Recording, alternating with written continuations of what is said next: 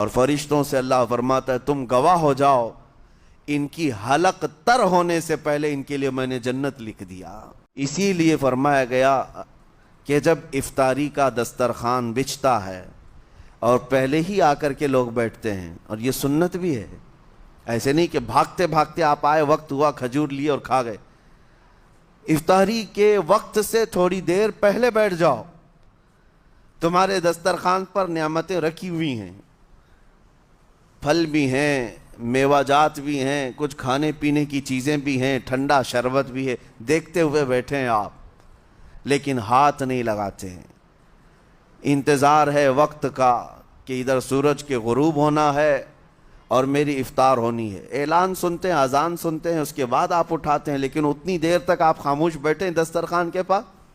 سارے لوگ دیکھتے رہتے۔ یہ وہ منظر ہے جس کو فرمایا گیا رب ذوالجلال بھی اپنے بندوں کو دیکھ رہا ہے، رب تبارک و تعالیٰ بھی دیکھ رہا ہے اپنے بندوں کو، اور سارے فرشتوں کو بلا کر میرا مولا اعلان فرماتا ہے یہ میرے بندے ہیں، دیکھو یہ شام کا وقت ہے، ان کے حلق سوکھ چکے ہیں، ان کے پیٹ میں بھوک کی شدت ہے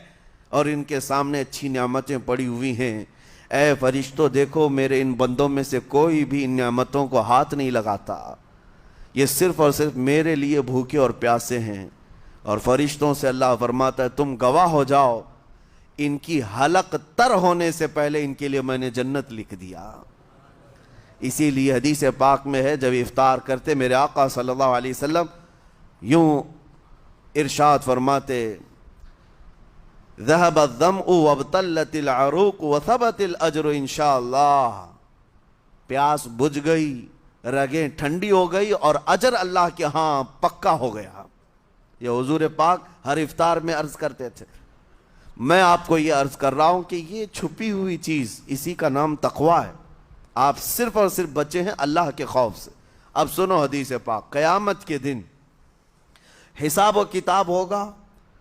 اور جنت میں جانے کا پروانہ کچھ لوگوں کو مل جائے گا اور سب جنت کی طرف جا رہے ہوں گے۔